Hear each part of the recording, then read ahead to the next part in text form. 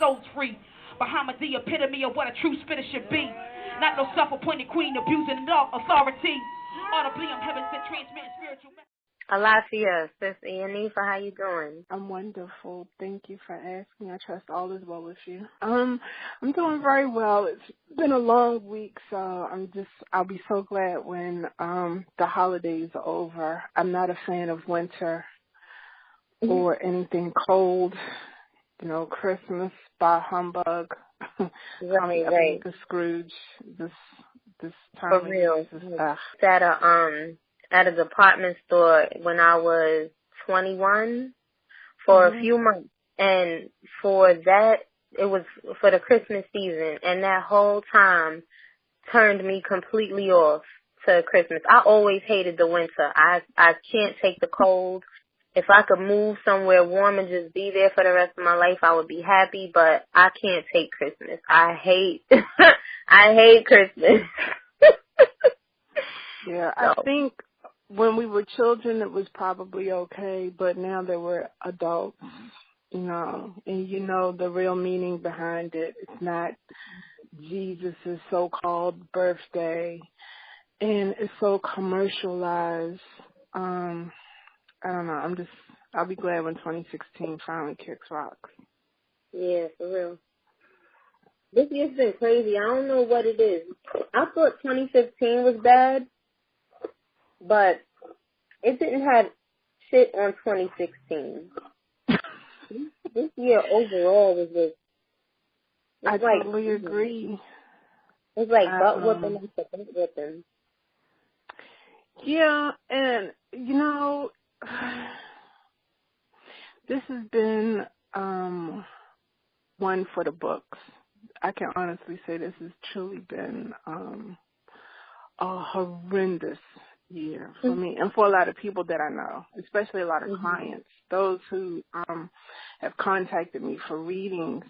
And I'm like, oh, my God, you know, just when you thought that your situation is bad, spiritually, when you look into someone's life and you see what they've gone through in the past, during that year and the past years, you know, but, you know, one thing I can say is that while I was at my shrine and I was speaking with Oshun, and she delivered a message and I posted it on Facebook.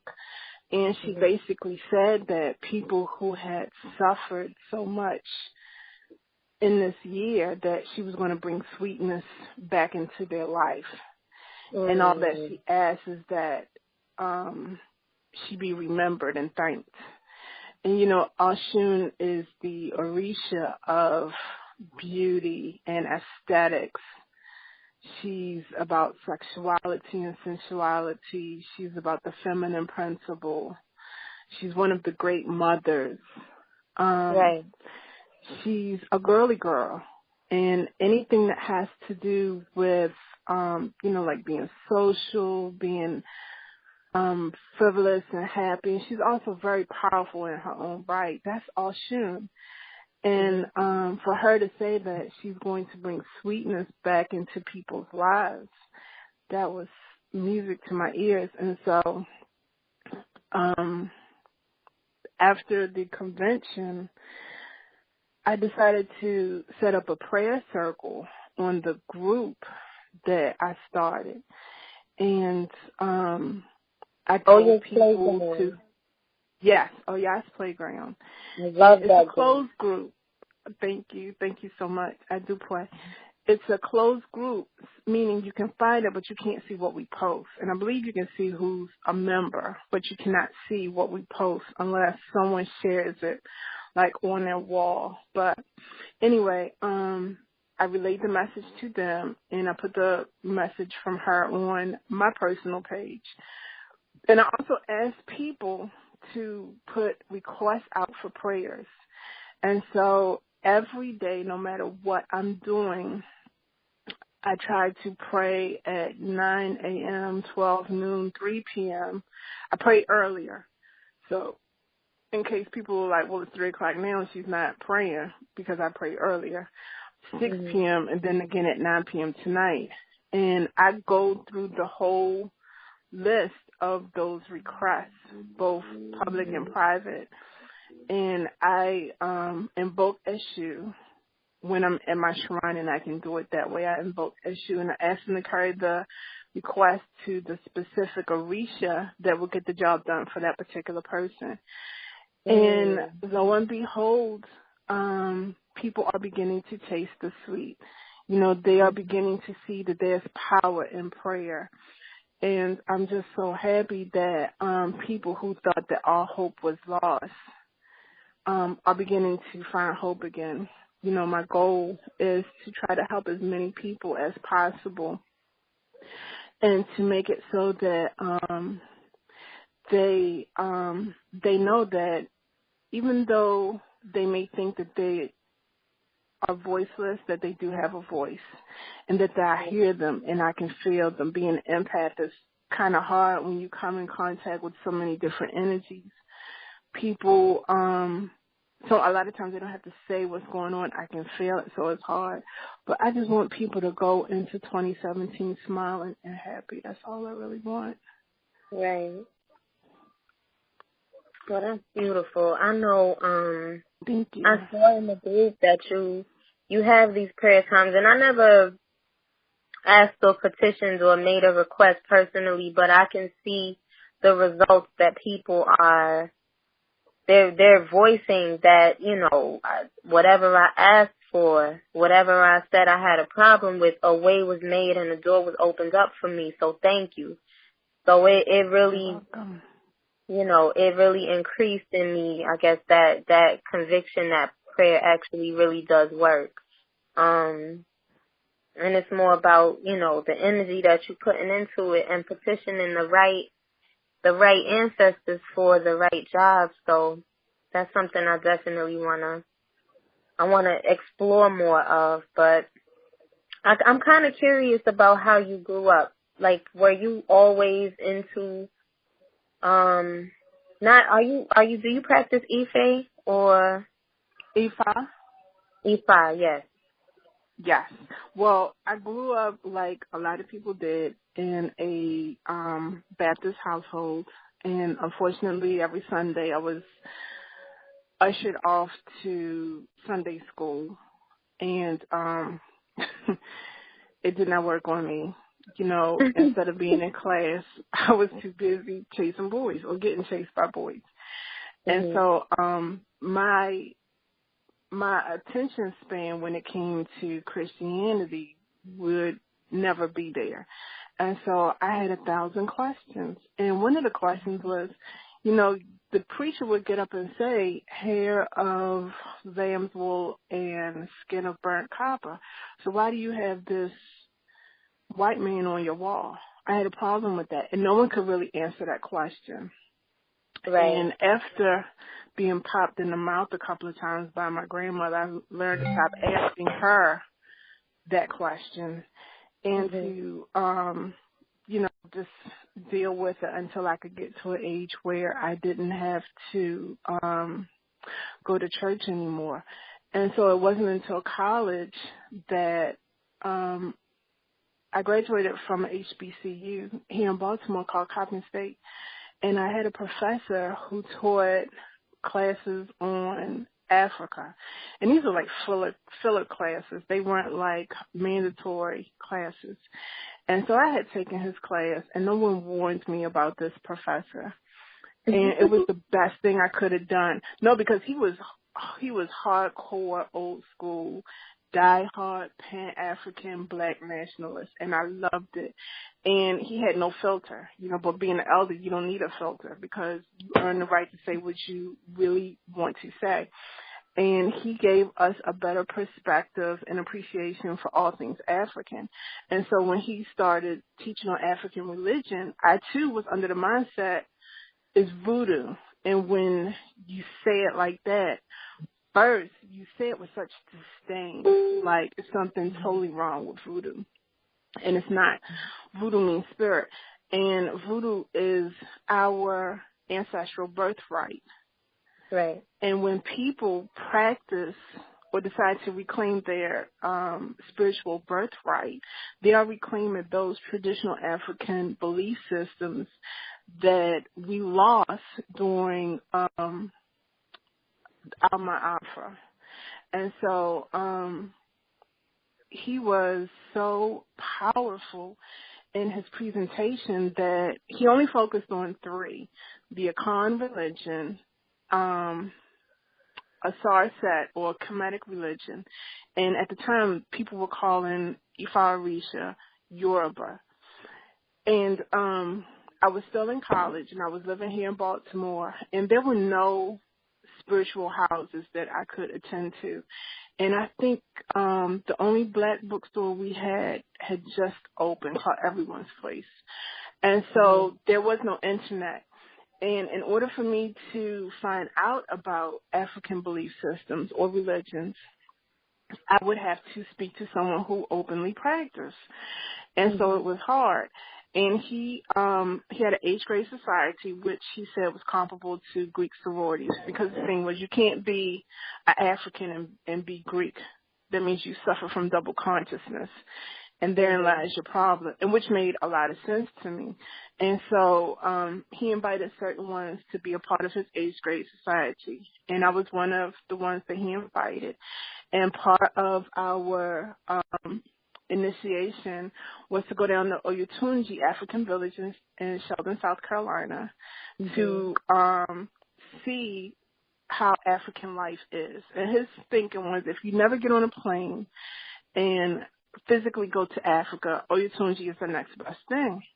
Right. So we went down there as a collective, elders and us juniors, and they had me at hello, or live. And so you go in, because they tell you there's like a board outside and it says you're now leaving the United States of America, you're entering Oyotunji African village, blah, blah, blah. And you see everyone walking around in African attire. They have natural hair. They're speaking Yoruba and English. You smell an incense. You hear drumming or African music. People are singing to the Orisha. And I was like, where do I sign up? And I was blown away. And so I said, I'm going to make every concerted effort to get a passport and get on a plane and go to Africa. And at the time, a lot of people really weren't going to Africa. And now I'm telling my age. This is around maybe 90, 93. Yeah, 93, 94. They were going to Cuba, and they were practicing, they would go the Santerio, the Lukumi route. And so my thing was, I shouldn't have to learn Spanish to practice an African religion.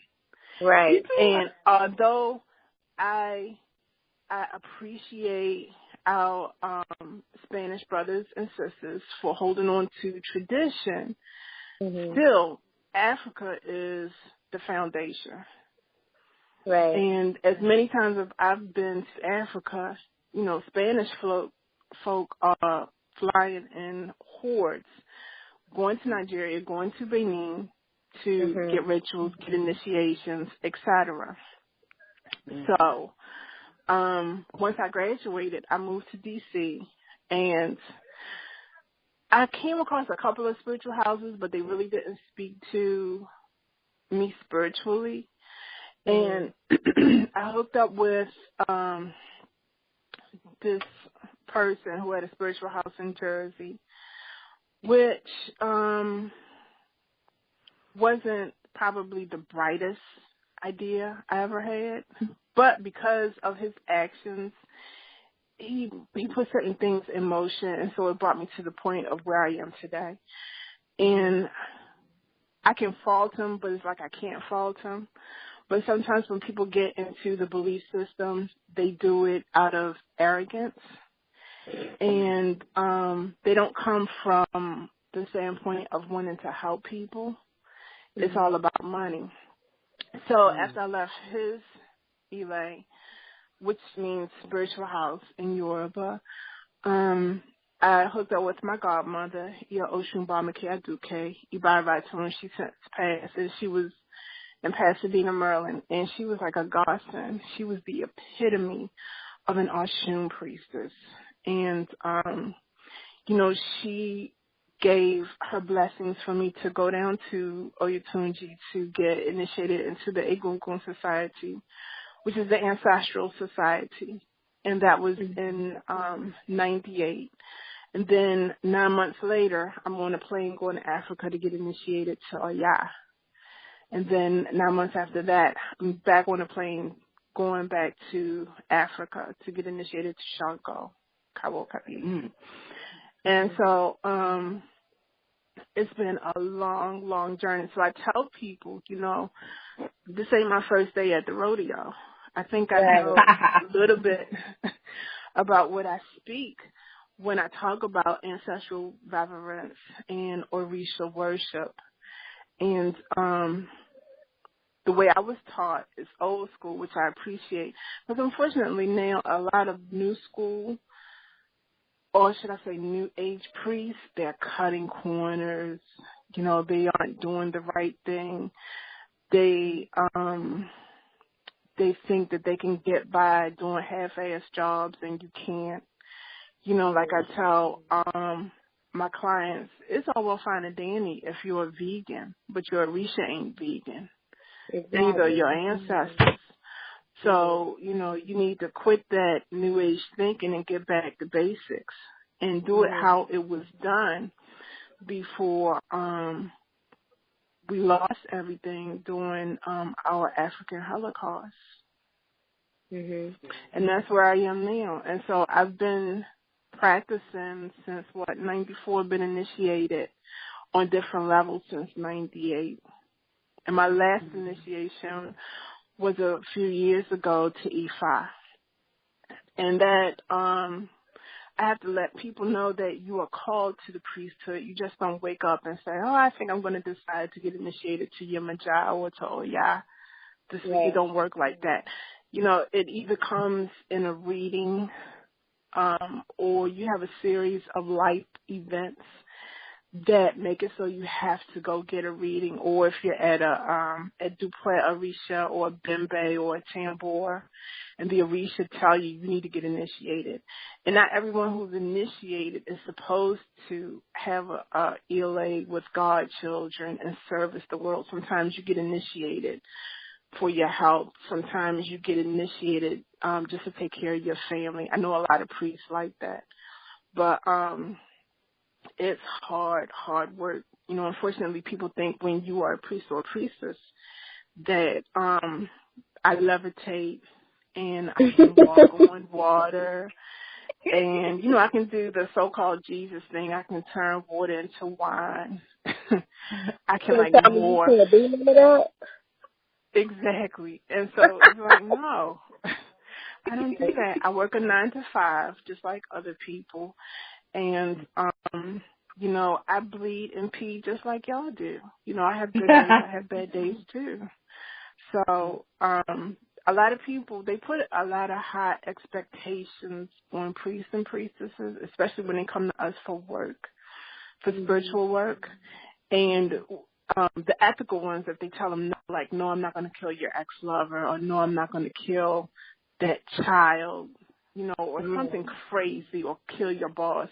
Then they want to cast aspersions and be like, well, I told you that voodoo stuff ain't working. But, you have to remind them, but you either sitting up in the masjid or the mosque or the church reading scriptures asking for the same thing. Right. You just saying it differently.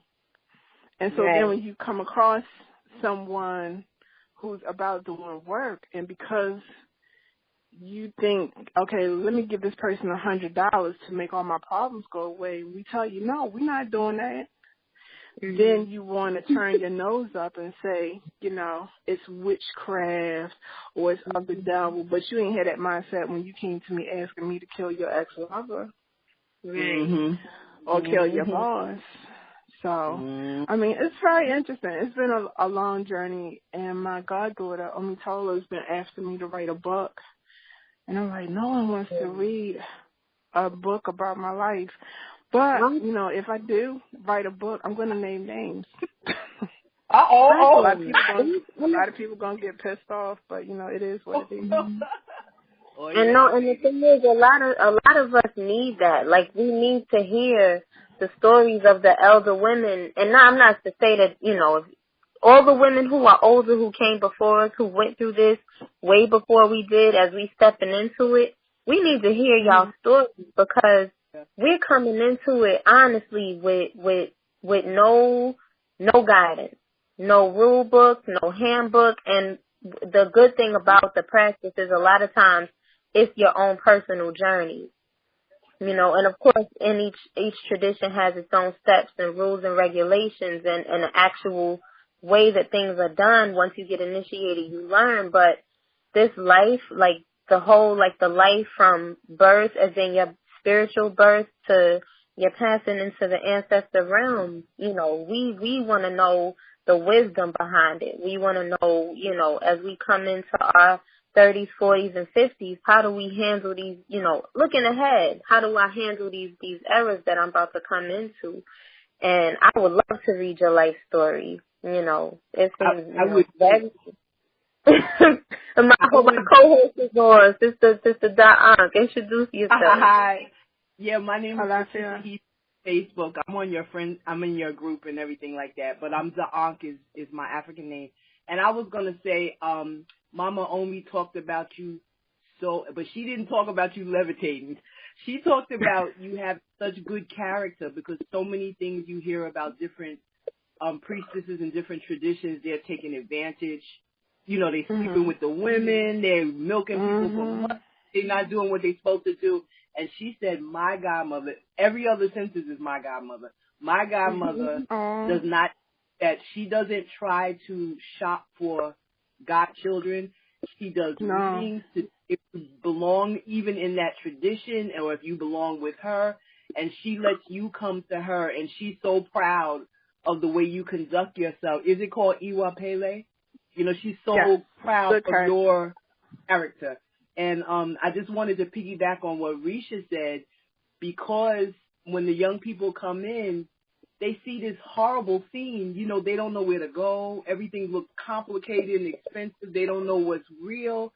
And then even in Hoodoo, they can't even find no black people. You know, so it's like, it would be good if the good people really spoke up so well, and then it would guide other people who are new or younger to the right place. You know, I think it's really needed, and I would love to read your book. I would love to. Wow, I would love to read it too. No. Thank you. I really appreciate those accolades. It's hard, and my journey has been it's been a long, tough one. And the things that I try to post on my page are inspirational, and I try to speak to that which those sisters and brothers could be going through that need confirmations. And it's hard. You know, I try to tell sisters, one thing I'm totally against is spiritual incest. And that basically is sleeping with your godfather or godmother. That's taboo. That's a no-no. And there are a lot of sisters who fall prey to babalaos, which are male Ifa priests. You know, they'll tell them something like, Ifa says you need to sleep with me because I have medicine on my oko, which is penis, and I can do X, Y, and Z. And it's just crazy. And if you have a sister that is naive, and she's really trying to do the right thing, and she's thinking, okay, why would this man lie to me? I'm going to go ahead and do it. And that's no good. It's not good at all. You know, and the same with the women. I've known some female priests who are predators. You know, they only seek out men to have as godchildren. And they tell them X, Y, and Z so that they can sleep with them. And, you know, the mental illness that is running rampant in our community, wearing dashikis and ilekes. Those are the spiritual beaded necklaces that Orisha practitioners wear. It's sad. And so, you know, you have some sisters who've been violated, and if they haven't been sexually violated, they've been emotionally and monetarily violated. You know, there was an Oshun priestess here in Baltimore, and she had a botanica, and the priest that she was studying under wasn't worth 2 farts in a windstorm, and he ain't shit. And so he violated her, not sexually, he violated her, you know, mentally and monetarily or financially, that she left the tradition altogether and she went back to the church. So I guess her tithing damn near every Sunday and doing X, Y, and Z speaks to her more so than whatever he was doing. But, you know, just because you have him, there are other priests out here who aren't like him. Right. And it's so many horror stories that I hear, and I'm thinking, wow, this is crazy. But this particular person, he uses control and a fear factor. You know, most of his people are afraid to leave him for whatever reason, and branch out, you know, either on their own until they can find another teacher or to just get some sort of peace. They think, you know, he's the only thing in town, and he's not.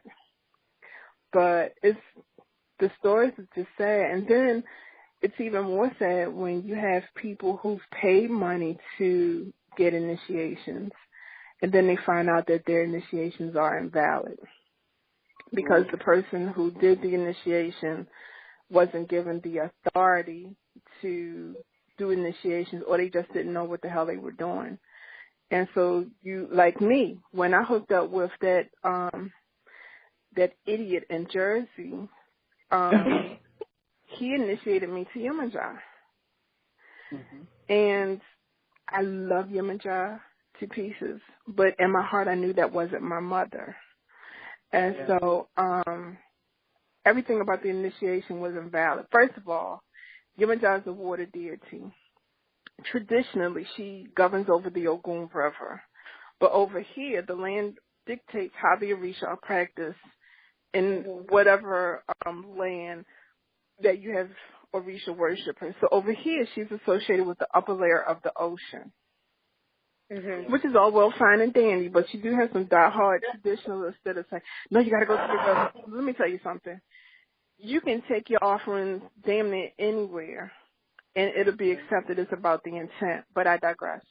So we basically stayed in his Ile, and the only time we went out was to go to the slaughterhouse for our sacrifices, which negates everything. You don't do that. And see, that's being cheap and lazy. And afterwards, when I found out that I wasn't a child of Yemaja, I had walked away from the religion. I was like, I don't want to smell no incense. Don't nobody see my cops. Don't say Alafia. Call me by my African name. Call me by my government name. You know, I damn sure don't want to see no dashiki, no African clothes, no nothing. I don't even want to hear no African music. That's how turned off I was. And my ancestors rolled me like Roy Rogers on Trigger. And they was like, okay, once you get over your pity party, you will go back to the belief system. And I think maybe for the summer, I had my pity party, and then I went back to the belief system, and that's when I hooked up with my godmother, Yalshin Barmaki Aduke. And you know, she put me on the right path, and she told me, long story short, that Oya had sent me back down to earth to be a priestess of her Egbe or her, for lack of a better word, cult. But the exact word is Egbe. And why so-called Babalawos here couldn't read that was blowing her away. Those were, I'm paraphrasing Oya's words. And so at the time, just before I got on the plane to go to Benin to get initiated, I never forget my ear saying that as she told her that both Shango and Oya were fighting for my head, and don't be surprised that I come back to the States as a priestess of Oya. And it happened, you know, I came back a priestess of Oya, but then I got back on the plane and went back over. Because the way they do initiations in Africa is different than the way it's done here. Normally, people stay for like weeks at a time, sometimes months, if they can do it. And when you're possessed for weeks. And here, that's unheard of because, you know, you got to come out of possession because you got to go to work on Monday. Right? So, yeah. I say that is invalid. It's just that, again, the land dictates how the Orisha will be worshipped. And so the Orisha knows what they're dealing with when it comes to worship here in the States. So they make provisions and allowances. And so, you know, while I was over there, I was able to see the power of Shango, the power of Oya, the power of the Orisha. And it just like blew me away. But I try to tell people, especially on the group, because I don't solicit at all. And y'all can attest to it. I tell people, if you think that you need a reading, you seek out a priest or a priestess, one that is competent, that your spirit feels comfortable with, and you ask that person to give you a reading. Now, the key to a good reader, they don't need to ask you 1,000 questions and then regurgitate it back to you during your reading.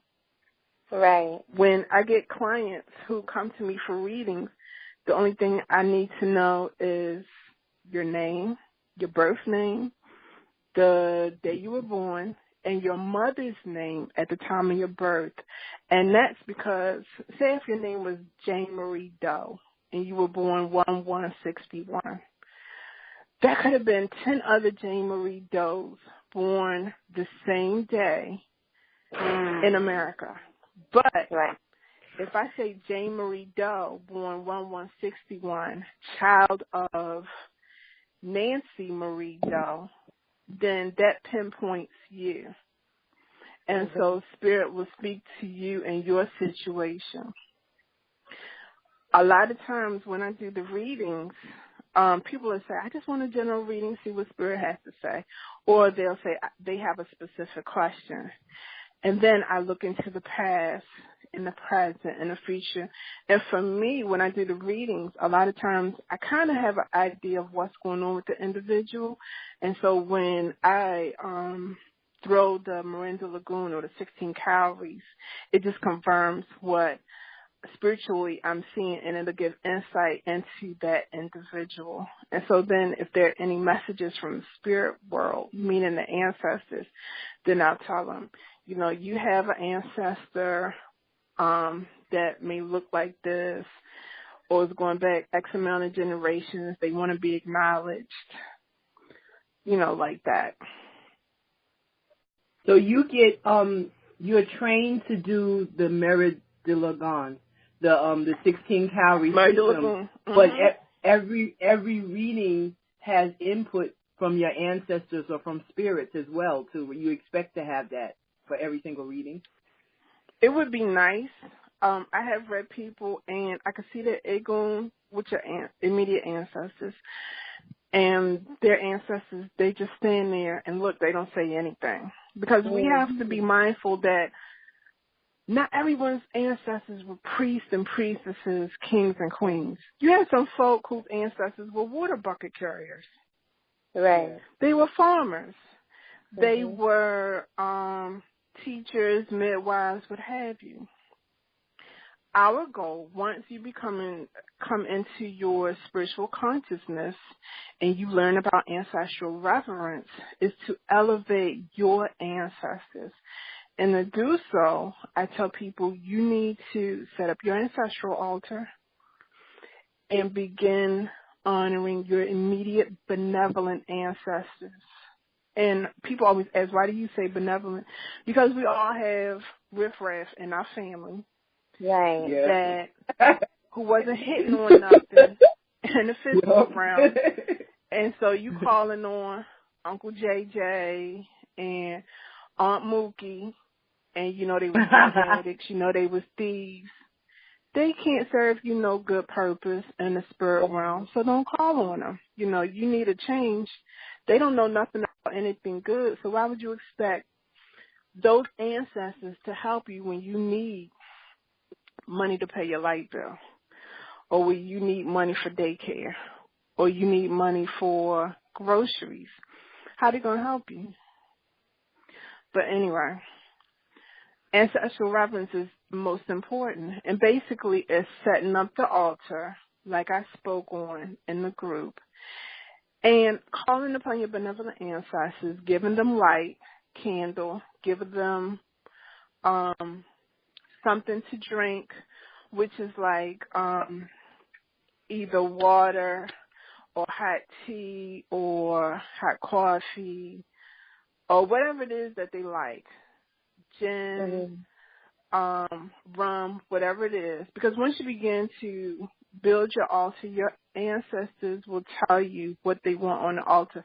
It may not make sense to you. It makes sense to them in the spirit realm. And these are all symbolic representations that they are familiar with.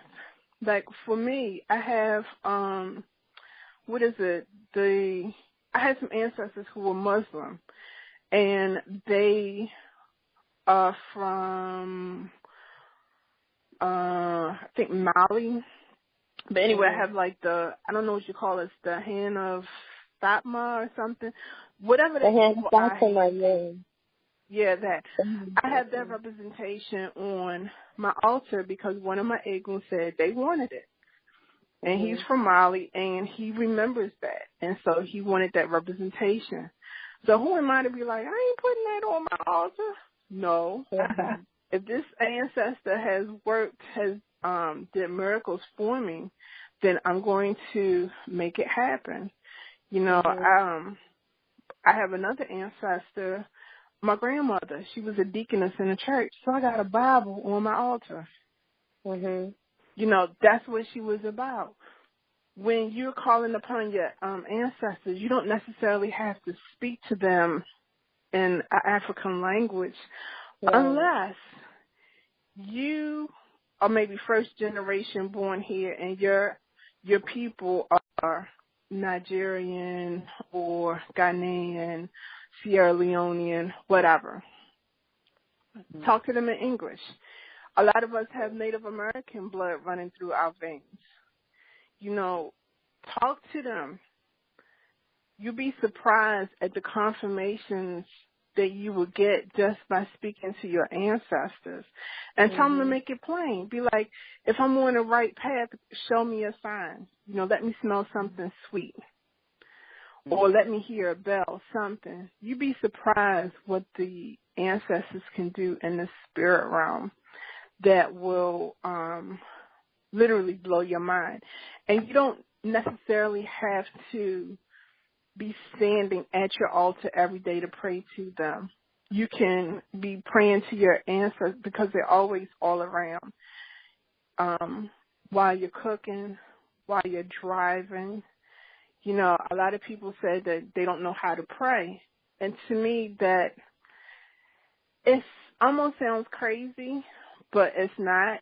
They think you have to, it's a lot of pomp and circumstance when you pray, and it's not. When you're praying, you're just talking. So just like I'm talking to you, that's how you talk, speaking into the universe. Make sure your intent, it is what it is. Be clear, be concise, be genuine, and tell them, look, ancestors, I need a man. And preface what kind of man you want. Oh, don't just be blanketed and say, I need a man, because they'll send you any brother that ain't hitting on nothing. And you be like, damn, I need this. But if you say, I want him to be 6'2" and between 6'2" and 6'3", I want him chocolate like Idris Elba, walk like Denzel. I mean, you got to really preface it. You want him to have good credit, straight teeth. You want him to be a provider.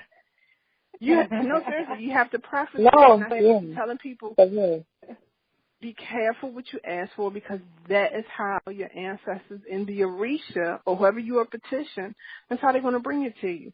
Then once you get it, however you treat them, once you got them, that's totally on you. Right. But, the whole goal is to be mindful what you ask for and be ready. Right. Yeah. I know a few years ago, like maybe 7 years ago, maybe a little bit less than that, I made a presentation. Like, I went into my Gmail, and you know how they have these, you can make different types of documents in Gmail, and I made myself a whole presentation. It was called Risha's Wedding Request to the Universe, right? And I made a complete and extremely detailed list of all the qualities I wanted in a man. Like, I would specify height, complexion, hair, everything, personality, background, everything. I specified it to a T, and lo and behold, 3 years ago, I got exactly that brother. And I say, and that was, how long did you have to wait from the time you did your petition? Maybe 3 or 4 years. Maybe 3 or 4 years. And the reason why I had to wait was because in the presentation I specified the kind of woman I wanted to become in order to attract that kind of man. And I had a lot of work to do on myself in order to, be mature enough and what I felt comfortable with in my own self to attract a brother like that. And even though, I wasn't all the way ready and, I was still unsure, I knew that everything that I had asked for to develop in myself and to receive in a mate, I received it. And, I welcomed it. And, we have a daughter and, we've, blended our family and we've, on track for another one. And, everything just really opens up when you trust that your ancestors and the Most High has your back. So I testify. I really do. Yes. And that's wonderful. I wanted to ask you because Oya's Playground, I know it's a closed group and I know it's been some issues lately with some people who come in there and, they don't really have the best intentions. They come in because they're curious, not because they understand or believe or, curious in a negative way, not curious in a positive, information and enlightenment seeking kind of way. But I think it's a very beautiful community that you've built there, very positive, and a lot of cohesion, even though it's a lot of people who practice differently, and it's woman-dominated. And a lot of us don't really understand how important a community of women, how important that is. And I know you said how a lot of Babalawos will take advantage of their female godchildren, and it's my own personal belief that the women should stick with the women and the men should stick with the men. I know that everybody doesn't feel that way, but I feel like it cuts down on a lot of confusion. And I know it depends on each person's heart and each person's path, but how important do you think a community of women, at least, or even a community of like minds is, and how does that help all of us? Well, it's very important because that goes back to African tradition. We've always had an Egbe or society of women where we've held court, meaning you had an issue with your sister, you brought it to the Council of Elders. And these were solely women, and the men folk had no idea, no clue, and no influence as to what what went on in that particular egg bag. Some are secret societies and some aren't secret societies, and they have them in every African, indigenous, ethnic group or tribe, for lack of a better word. And so it's extremely important. We have to be our sister's keeper. You know, we, unfortunately, since the dawn of time, I would dare say since the onset of your Arab invaders and your Oyimbo invaders, I think that's when the degradation of our culture began, and that's when the violation of the African woman took place, because in traditional African society, if a man violated a woman, he was dealt with. And he better hope that his brothers got to him before the mothers did. And so, you know, disrespect or violation on any level was not tolerated or accepted in traditional African ancient societies. And unfortunately, you know, it's almost like anything goes. And so for women to come into the belief system almost bright-eyed and bushy-tailed, so to speak, you know, you have a lot of brothers, especially men, who are of Nigerian descent, who are keepers of information that we need. You got to search high and low for a good one who isn't trying to get in your panties and truly has your spiritual upliftment as a core of interest for him. There are some Babalaos, especially Nigerian Babalaos and Beninese Babalaos, who are worth their weight in gold. You know, my godfather, he's Nigerian. He's in California. And I've known this man for over 10 years. And from the beginning of us meeting, he has never once said anything inappropriate. He has never once said to me in a reading, oh, Ifa says you got to be my wife. Or you got to bear me children. Because I've had, you know, men come at me like that. And I'm like, Negro, please, sit down with all that nonsense. Ain't nobody trying to hear that. He's never done anything to violate me, either financially or spiritually. And he's truly a gem. And he's so ethical. It must be the Obatala / Ifa in him. He's very ethical. He doesn't do anything that goes against the tenets of Ifa, which I really appreciate. But, you know, he was very supportive when I told him about me wanting to do the Daughters of the Moon Convention. He was very supportive of me wanting to reach out to my sisters and help elevate them spiritually. And, you know, I do what I can do spiritually, and what I can do, I defer to him. And I trust him 1,000% in knowing that he won't do anything to violate that trust, because he'll tell you he doesn't want to do anything that the Orisha will ask him, okay, you need to atone for what you did. So that's a blessing. But for sisters, if they have hooked up with a Babalawo, be them American, Nigerian, Hispanic, what have you, or even an Awo. Awo was a young Ifa male initiate priest under 17 years of training and learning.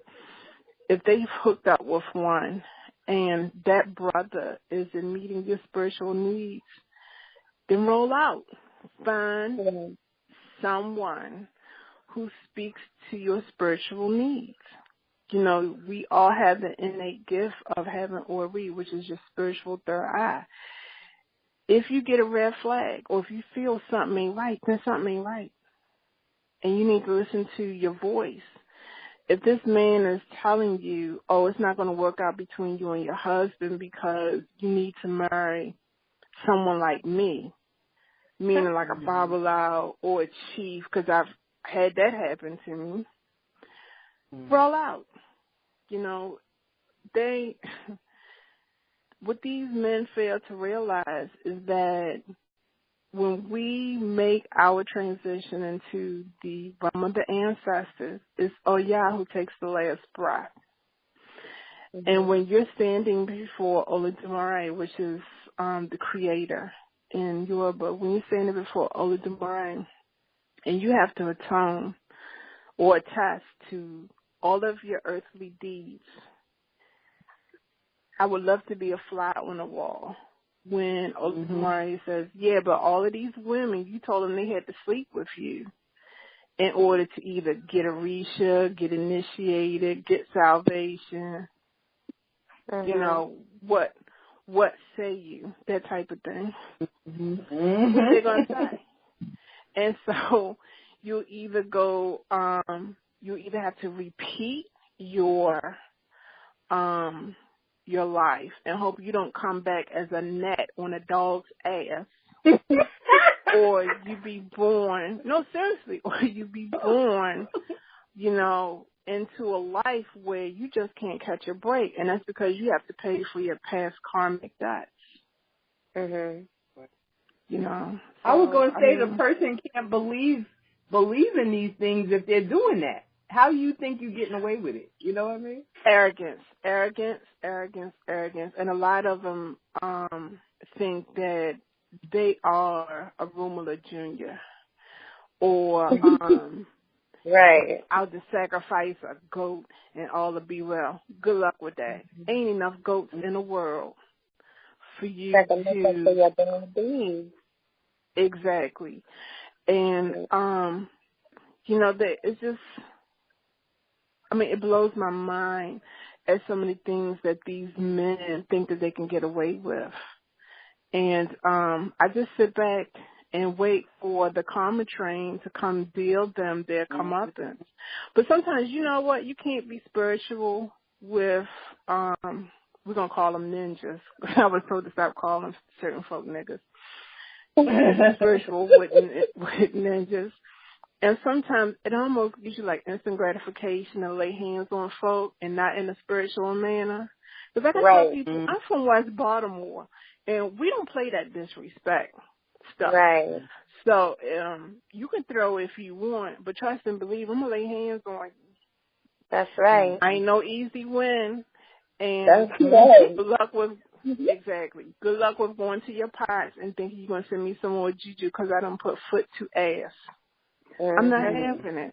You know, the times of using the Orisha and whatever other deities or Eguns you have summoned to try to instill fear, them days are gone because light always outweighs and outshines the dark.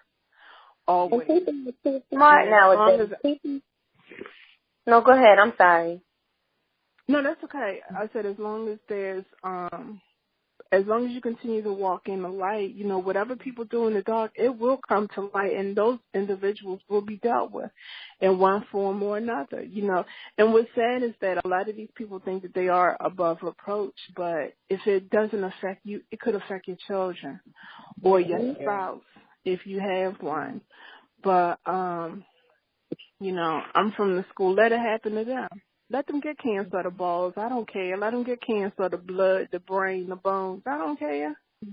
Right. I could care less because all of the dirt that they've done to people, you know, enough is damn enough. It's bad enough that when you walk outside, you have to almost walk like you on eggshells. You don't know if that cop is going to stop you and try to take a stand for white supremacy and make an example out of you. So you're dealing with that, and then you're dealing with other Oyimbos who think that because now Trump is in office that they are emboldened to do and say anything because the legal system is on their side. So then when you have your spirituality, you can't even find solace in that because you got some ninja who wants to get his penis wet, and he's trying to amass all of these co-wives and all of these godchildren. He's trying to sleep with every damn body.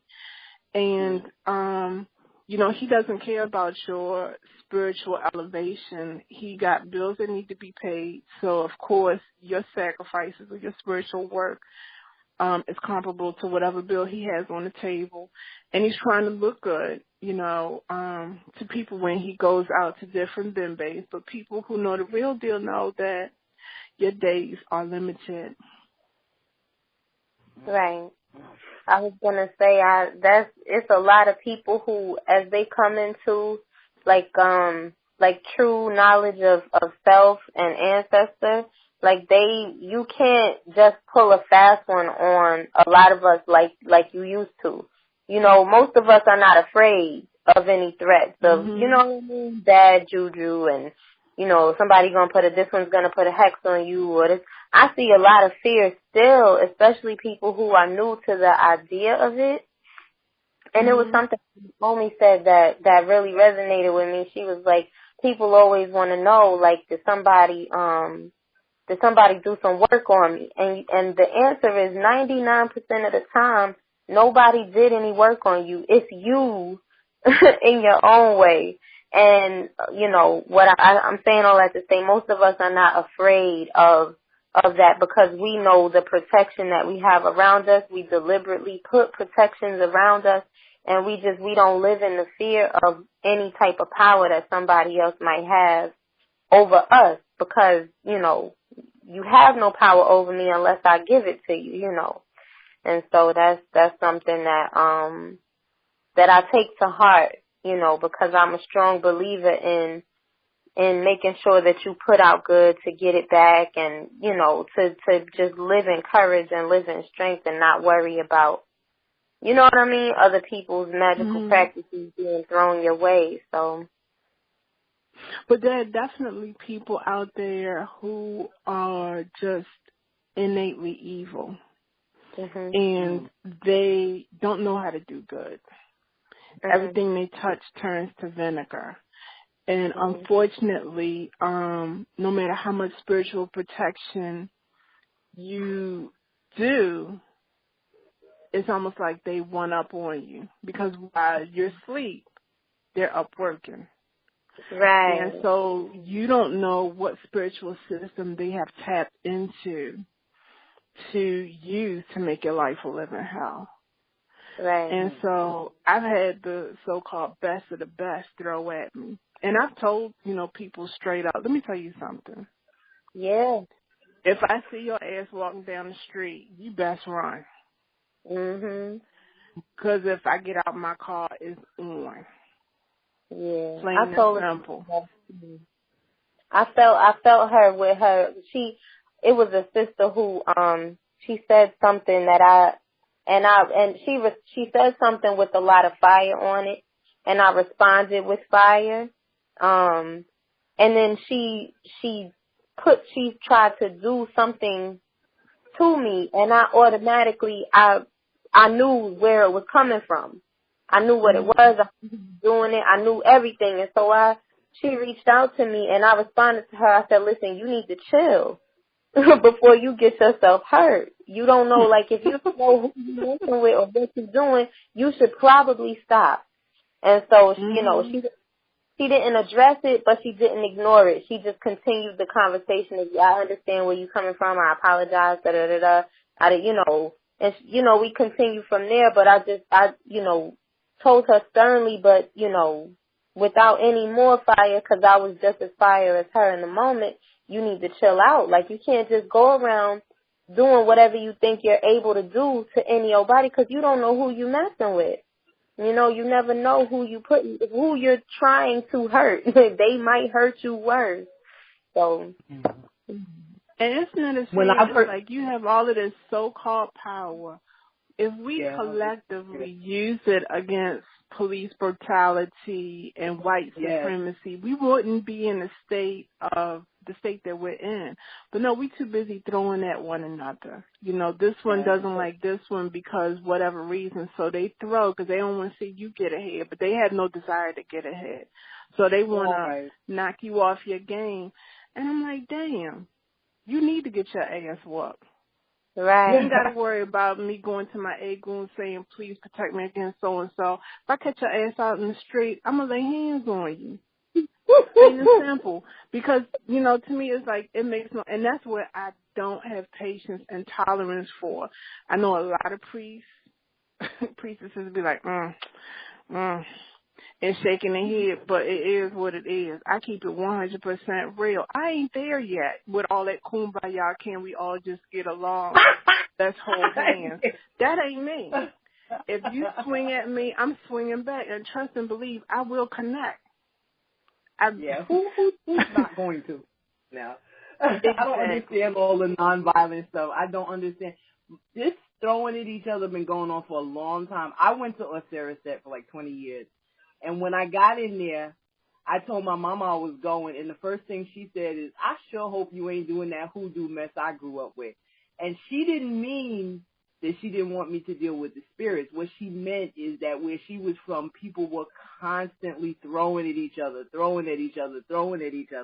So then when I went to Ancestral, then different spiritual traditions were throwing at each other. Like the whole temple was throwing at the other one, and it was so much going on. And I was so naive. I was like, oh, we found our culture again. I can't believe it. We made it back. And I'm all happy and whatnot, like a Soul Train line. Each person that come down, they made it back to their heritage. But a lot of people, they didn't want it for that. They wanted it to just do things to each other. And I'm like, what are you talking about? We got a white man after us. We ain't got time for this. You know, I just never understood it. Right. Yeah, it blows my mind. And that's why my respect level for a lot of priests out here, especially the ones that I know are purposely doing bad, I don't respect them at all. And I don't mince words. If I see you at a function, I probably will ignore you. You know, my knee doesn't bend for witches and the others, meaning the Oyimbos. I don't give them any credence in the religion. I don't care how long they've been initiated, how many books they've written. I don't do it. It's like, why are you practicing the African religion? Another form of oppressing black folk. You just want to see black people bow down to you. But anyway, I digress. Yeah. But if I'm at a spiritual function, I don't give them no respect at all. And I basically will ignore you. And I've had folk try me. You know, I never forget I had this one priestess. She, because she was so jealous, she sent me, she tried to send me something. And she tried to do it when I was asleep. And that's when people like to strike when we sleep, because spiritually our guards are down. But if you type with your ancestors, your eagle, they will protect you and alert you. And so they did. And me being a child of Oya, I can see the person actually doing the work. And so when I sent it back to her, Miss Thing became homeless. And she had to live out of her car. And I told whoever that knew us in common, I said, let her know the only reason why I'm being human and I didn't take her last breath was because she's a mother. And I didn't want her children to grow up without their mommy. But let her know she tries it again, I'll find her. And she ain't got to worry about me doing anything spiritual. I ain't had no more problems out of that broad at all. None.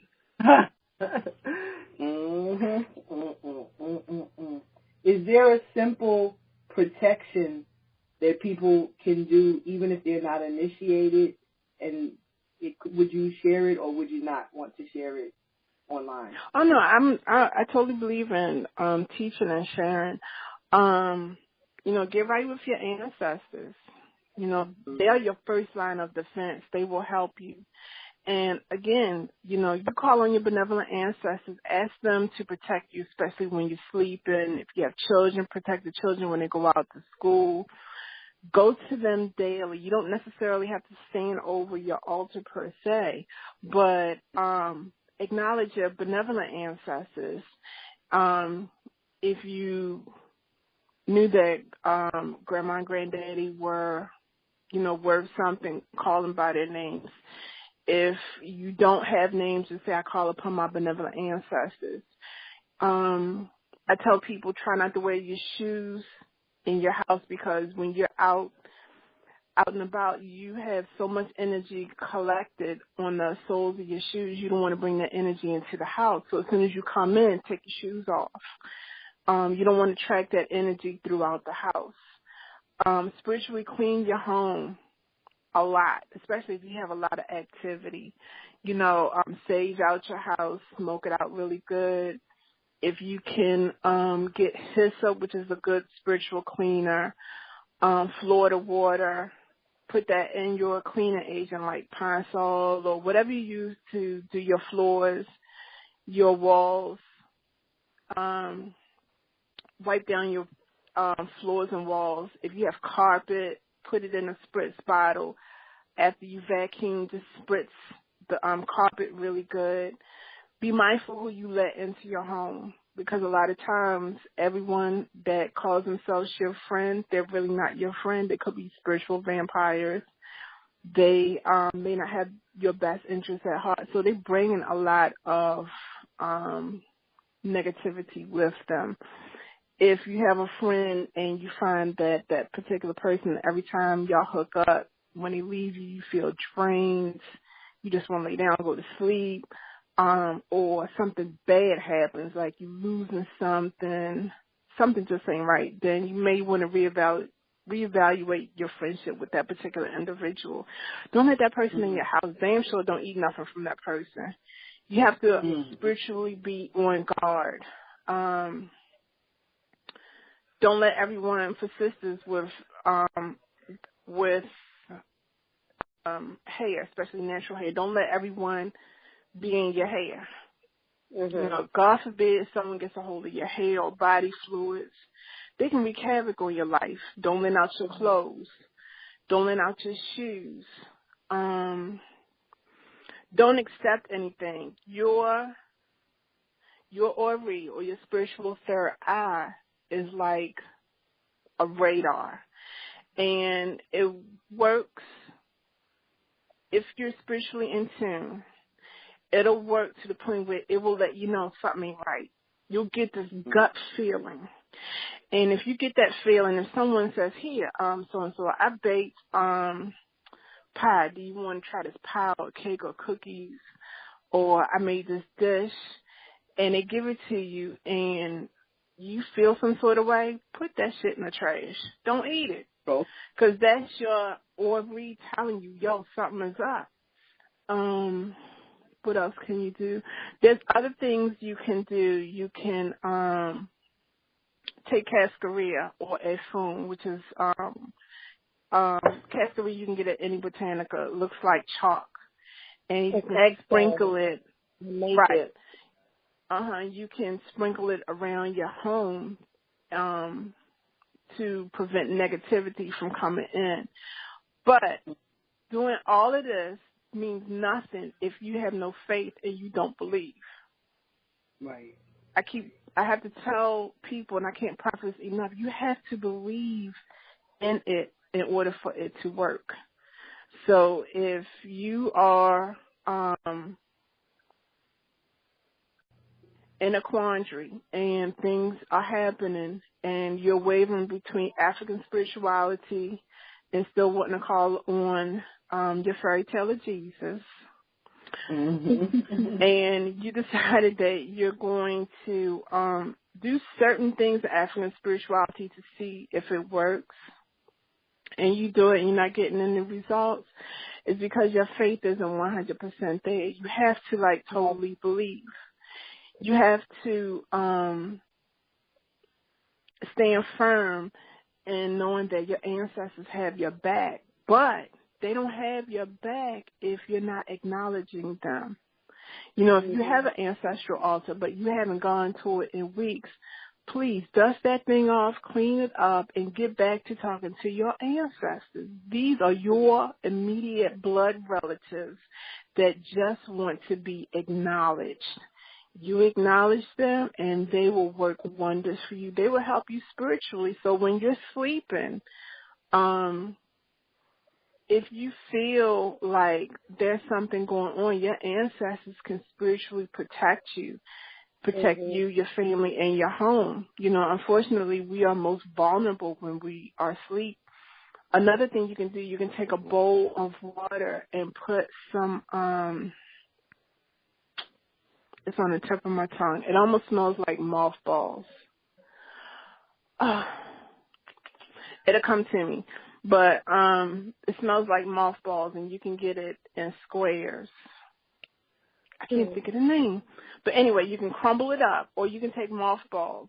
Take half a mothball, even 1/4 of that half, and crumble it up, put it in the water, put it under your bed, and that will absorb any negativity, especially any bad dreams that you may have. Because a lot of us, especially folk of African descent, we don't sleep well. And when we lay down to go to sleep, our mind is constantly racing. And so, you know, the ancestors, they kind of want to speak to us during the bewitching hour, which I call between 3 and 5 a.m. And so when you find that your sleep is constantly being interrupted, it's because the ancestors want to talk to you.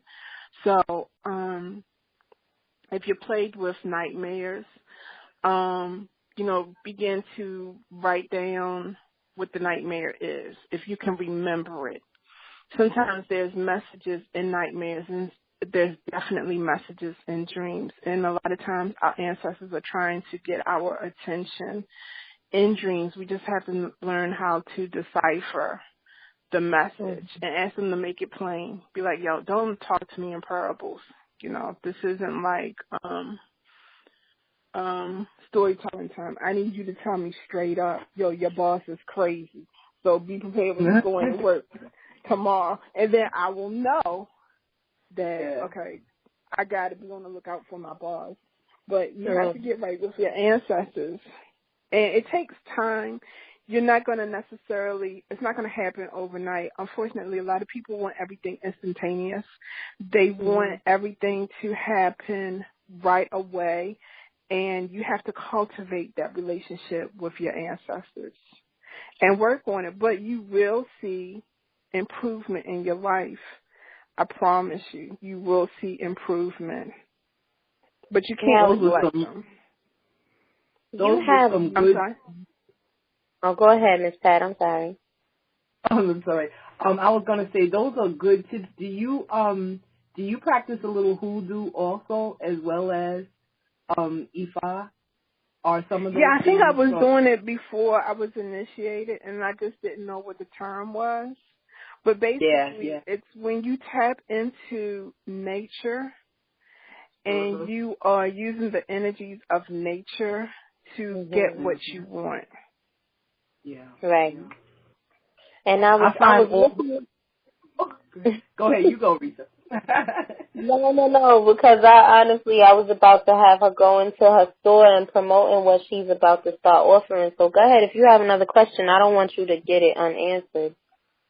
Okay, I just wanted to make a statement, really. I've been finding with our guests and then all around that black women are doing a combination of a tradition, either from Africa or from the diaspora, witchcraft, what they call witchcraft, wise women stuff, and hoodoo. I find that combination, or, you know, if they're from Jamaica, it would be Obeah or something like that.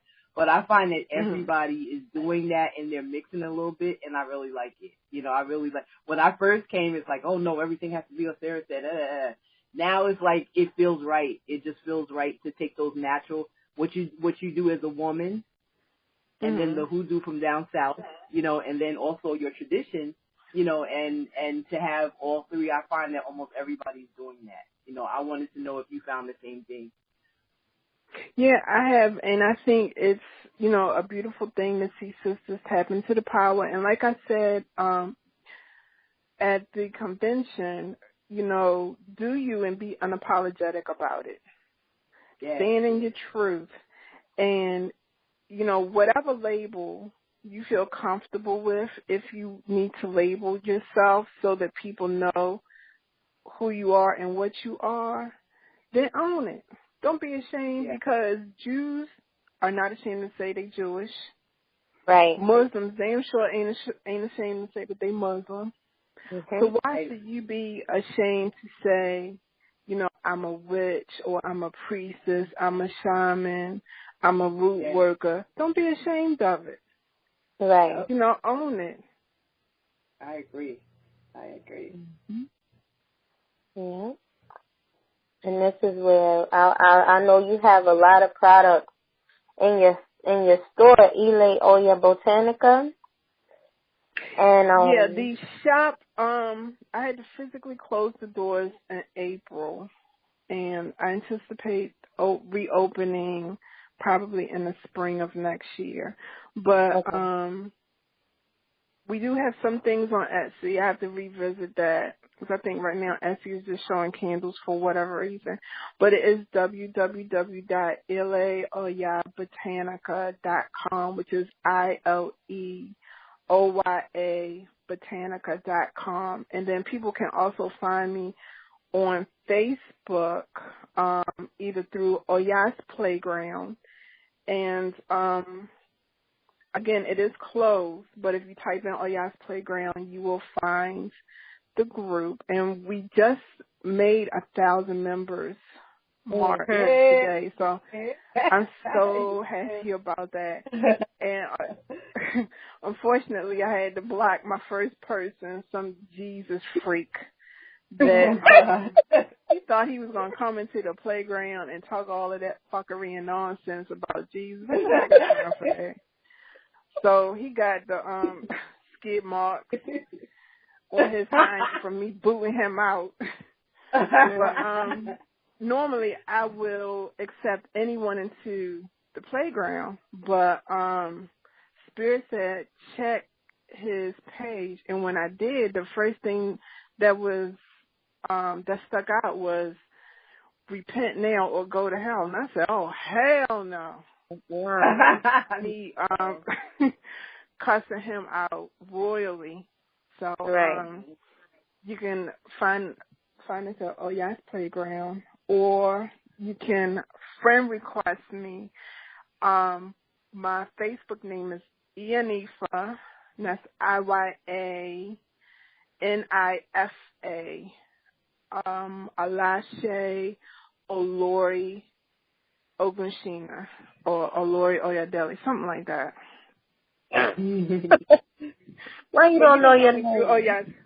I know, because you know what? I changed it when I got initiated to Ifa. I had my Ifa name, and then these Nigerian Bible, I was like, I know you're Odu. And your Odu, for people who don't know, Odu basically is almost like a chapter of your life in the book of the universe, of what's going on with you at a specific point in time. That's about the best way I can paraphrase it. It's more technical, but like, Malcolm X said, make it plain so the grassroots can understand it. That's basically what it is. So when I got initiated to E5, my Odu, which is part of my name, will give you insight into my life. And so the more astute Babalawos, especially the Nigerian ones, were like, oh, I know you're Odu, and you're this, you're that, and I'm also gone too, nigga. Goodbye. I would delete and block them, because I don't need you to tell me about me. I know who I am. Right. That was a little faux pas on my part, and I said, well, let me, rechange my name. But Ianifa basically is a title that women initiates get when they've gone through the rites to Ifa. And Alashe is part of my Orisha name from Ifa. Olori is a title. It means queen. And in Benin, I was ascended to the throne of a queen. So I was coronated. I'm actually a queen. My queen name in Benin is La Reine Akowendo. But I wasn't putting Akowendo on Facebook. So people have known me forever as Olori. The Oyadeli, that is my Oya's name. Okay. That's beautiful. Gotcha. So that's right, that's my name. So a lot of people will either address me as Iya or Olori, which is appropriate. It doesn't make a difference. Just don't call me by my government name in a spiritual setting. I'm gonna have and I need to talk to your godparents because clearly you haven't been taught protocol. Right. Wow. Right. There's rules to this shit. Don't get it twisted. Yep. All right. Well, Mama, thank you so much for coming on the Nine Minds radio show. This has been very eye-opening for me because I didn't know. I had no idea that your first line of defense was your ancestors. That's, I was never told explicitly that there's a way to go through petitioning, for the things that you want and that your ancestors are the first line. And, I sometimes, there have been times in the recent past when I would be outside, just looking out on the porch, and I would, in my whole parking lot, I would see a sea of faces looking at me, not saying anything, looking at me, silent. And it scared me the first time I saw it. But as I kept seeing it over and over again, I'm like, it's something, clearly I need to be getting something out of this. So I started to not be so afraid. And everything that's been happening since has been, and all the information coming to me is a testimony to the things that I've been seeing. So it's no amount of thank yous that could justify the gratitude that I have for these lessons and these teachers that are coming into my life. And, Yeah, people have to get out of the mindset of being so easily scared. Everything that goes bump in the night, turn off that damn TV if you scared easily. A lot of times when people hear the word ghost, they either are looking for something out of paranormal activity or they're looking something from Exorcist. And half the time, your quote-unquote ghosts are like wayward spirits that just need to either be cast out, because you do have demons, or they need to be elevated. And depending on the situation, only a trained Egungun priest or priestess can really handle it. But when I tell people, when you're calling upon your benevolent ancestors, if you are smelling certain scents like cigar, perfume, if you're hearing bells, if you laid your keys down in the kitchen and you go back to go get them and your keys are missing and they end up, say, in your purse or in your pocket or in the bedroom, a lot of times, or if the light is flickering, that's your ancestors, honey. They're trying to get your attention. And they're trying to do it in a way that it won't scare you. But if you have an overactive imagination, you really need to calm down and seek out a competent priest or priestess who can help you better understand exactly what's going on, because there's so many blessings to be had just by dealing with your ancestors. I know a lot of people who've just gotten initiated to the Ancestral Society. They're not initiated to Orisha, and they're just fine. The Orisha priesthood is not for everyone. Everyone doesn't get called to become priests and priestesses in the priesthood. And so I tell people, get right with your Egun, learn how to communicate, set up a system, say, let's work on the confirmation piece. And then when I need help, please come and help me. And you'll see your ancestors will begin to move people out of your life that mean you no good, and allow people who will have your best interests at heart into your life. Right. But you have to be mindful of what you're looking for and what you ask for, because your acorn will bring it to you just like that. Right. Well, thank you so very much for having me on the show. I'm really humbled and honored. And I hope you I for was being able to. You're quite welcome. I hope I was able to help those who may be searching or looking. And feel free to reach out to me on Facebook if you have any questions. If you need assistance, I can find someone in your area, you know. Oh, wow. That's a beautiful offer. Thank you for that. We're gonna make sure that your name is spelled out, so, because I know people are gonna have a hard time putting it in the search engine. But we're gonna put it in there.